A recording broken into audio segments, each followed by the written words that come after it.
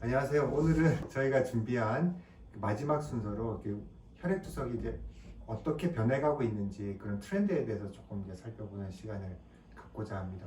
저희가 이제 처음 시작했을 때가 겨울이었는데 이제 네. 여름이 됐어요. 참 이제 세월이 참 이게 지금까지 했던 게 이게 막 주마등처럼 이렇게 지나가고 그러는데 그동안 이제 고생 많이 하셨고 오늘 또 마지막으로 한번 네. 달려보겠습니다.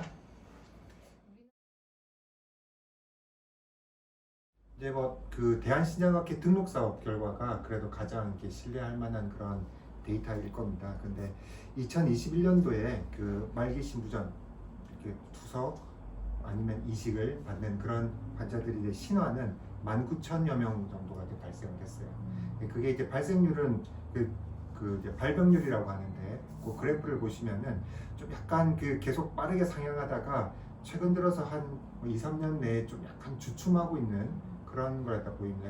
왜 그런지에 대해서는 조금 더 분석을 해봐야 되겠지만 아무튼 그래도 상승은 계속하고 있다.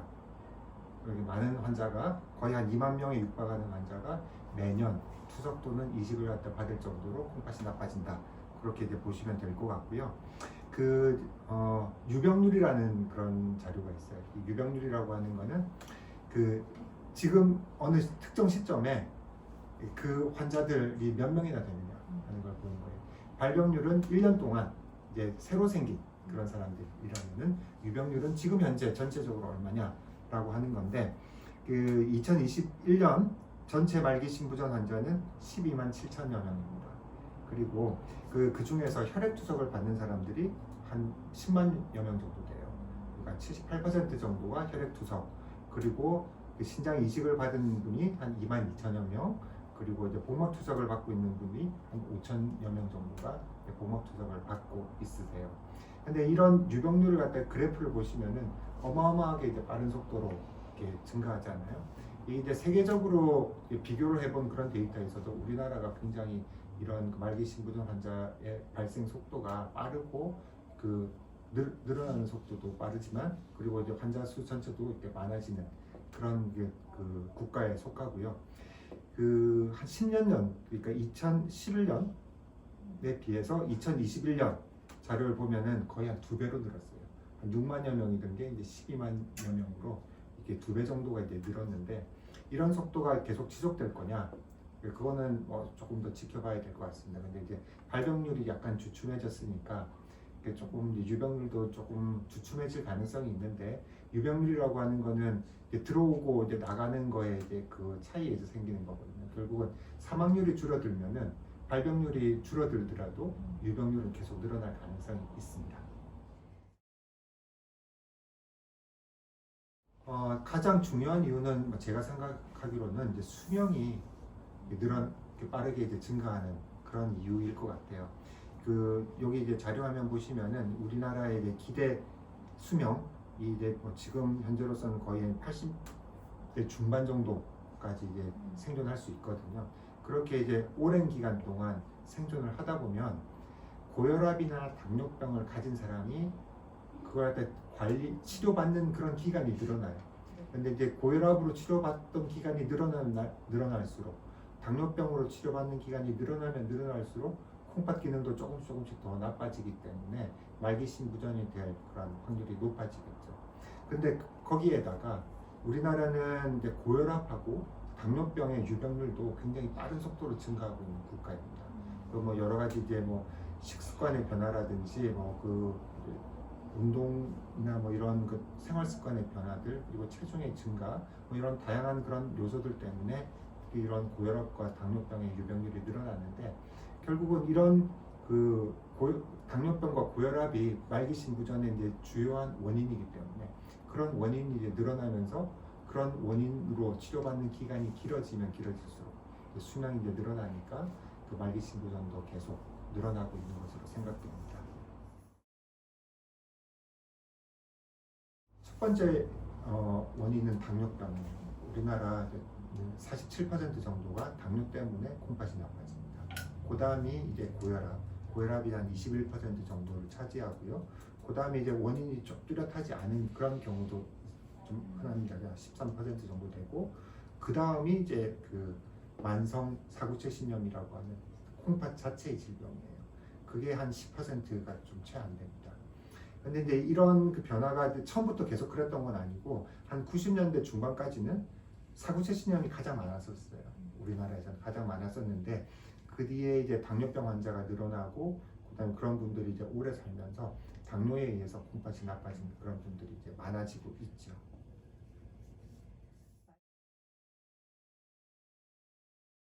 투석 환자들은 굉장히 이게 노령 인구들이 많습니다. 그래서 65세 이상 환자들의 비율이 그 2021년에는 55%에 달하고 그래서 평균 연령이 이제 65.6세인데요. 이게 이제 그 대한신장학회에서 처음 그 등록 사업을 시작했던 1989년 데이터를 보면은 그 평균 연령이 39세밖에 안 돼요.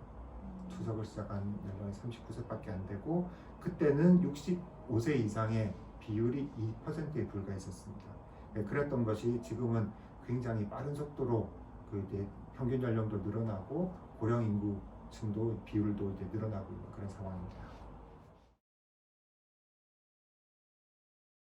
이제 투석 환자들은 사실 그 굉장히 사망이 높은 그런 질환이거든요. 암 환자보다 훨씬 높아요. 그래서 이제 악성 질환이 아니지만 악성보다 더 악성인 질환이다라고 이제 생각을 해야 되는데 그럼에도 불구하고 조금씩 그런 사망률이 이제 개선되고 있습니다. 뭐 기술의 개선일 수도 있고 아니면 환자를 케어해주는 그런 방법의 이제 개선일 수도 있고 그런 것들 때문에 이제 조금씩은 좋아지고 있는데 그 대한신장학회 등록 사업 결과를 보면 2006년에 투석을 시작한 사람이 5년 동안 생존할 수 있는 그런 그 생존율은 75%예요. 그랬던 게 2011년에 투석을 시작한 사람들은 77%, 그리고 2016년에 투석을 시작한 환자들의 5년 생존율은 78%로 비록 적지만 그래도 조금씩 개선되고 있습니다. 증가되는 데는 이제 그 투석의 테크놀로지가 이제 발전된 그런 부분도 물론 있겠지만 그 투석을 갖다 이렇게 조금 더 그 하이 퀄리티로 이게 그 제공해주는 그런 데가 그 병원들이 많아지면서 접근성이 좋아진 그런 부분도 굉장히 이렇게 좀 기여를 하지 않나 생각합니다.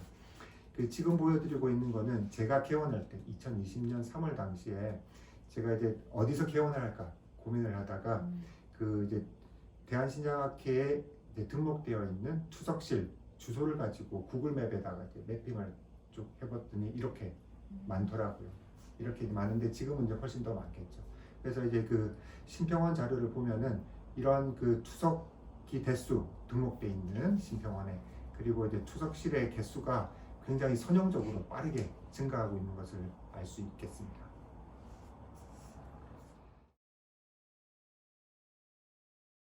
자, 이제 그 좀 마무리할 시간인데요. 저희가 이제 처음 이걸 할 때 그 말씀드릴 때 그 인공신장실에 관심이 없으시거나 아니면은 있다고 하더라도 어떻게 접근해야 되는지 모르는 그런 분들을 대상으로 해서 그 일의 보람 그리고 이제 자존감, 워라밸을 갖다 중요시한다면은 한번 인공신장실 간호사에 도전해보면 좋겠다. 그런 얘기를 시작으로 그 이 10번의 강의를 갖다 이렇게 준비를 했습니다. 근데 이제 하면서 제가 이제 제 나름대로 이제 직업에 대해서도 조금 이제 생각해보고 정리한 게 여기 있는 건데요. 결국은 뭐 인공신장실 간호사가 된다고 해서 곧바로 여러분이 뭐 보람도 느끼고 자존감도 올라가고 워라밸도 찾을 수 있는 것은 아닌 것 같습니다. 그런데 이제 그런 것들을 갖다 이렇게 중요한 그런 요소를 갖다 이렇게 얻기 위해서는 그 여러분의 능동적인 노력이 필요하고 그리고 시간을 갖다 이제 들여야 그게 이제 얻을 수 있지 않을까 생각을 했고요. 능동적인 노력을 통해서 이제 여러분이 이제 가지셔야 되는 게 그 일에 필요한 배경 지식 그리고 이제 그 스킬 이 두 가지가 될 텐데요. 배경 지식은 제가 준비했던 이 10번의 그 동영상이 아주 이제 그 기초적인 거고 거기서 이제 그 나중에 실무에 들어가서 조금씩 더 공부하시면 되지 않을까 싶고요.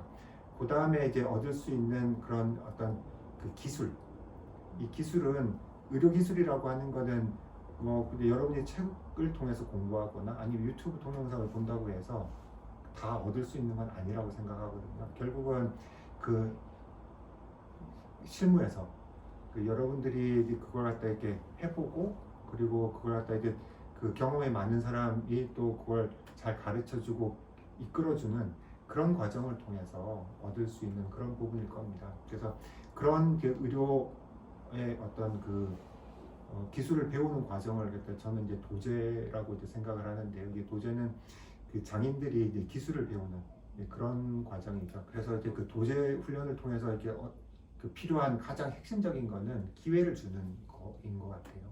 그 기회를 갖다 여러분들이 받아서 그걸 갖다 이제 실제로 해보는 거죠. 근데 그냥 무작정 할 수는 없기 때문에 자신감이 없기 때문에 할 수는 없기 때문에 누군가가 슈퍼바이즈를 해줘야 됩니다. 근데 슈퍼바이즈를 사전에서 보면은 지휘 감독이라고 돼 있어요. 근데 저는 슈퍼바이즈의 의미가 이 도제 교육에서는 단순한 지휘 감독으로 번역할 수는 없다고 생각하거든요. 마치 정말 이제 부모가 아이가 이제 아장아장 첫 걸음을 갖다 뛰기 시작할 때 그 이제 노심초사하면서 이제 바라보는 그런 마음, 그런 게 이제 슈퍼바이즈라고 저는 생각을 하거든요. 그런 걸 갖다 이제 제공해 줄 수 있는 그런 이제 좋은 투석실에서 여러분들이 지식도 이렇게 쌓고 그리고 이제 기술도 이제 배우면서 그 시간을 갖다 이렇게 그 투자해서 경험을 갖다 다양한 경험을 하시다 보면 그 제가 그 말씀드렸던 보람도 얻고 그리고 자존감도 올라가고 워라밸도 찾을 수 있는 그런 직장이 될 것 같습니다. 자, 그러면은 오랜 시간 동안 같이 해주셔서 너무 감사드리고요. 그러면은 여러분들의 도전 기대하겠습니다. 감사합니다. 네, 감사합니다. 와, 네. 고생하셨습니다. 네, 고생하셨습니다.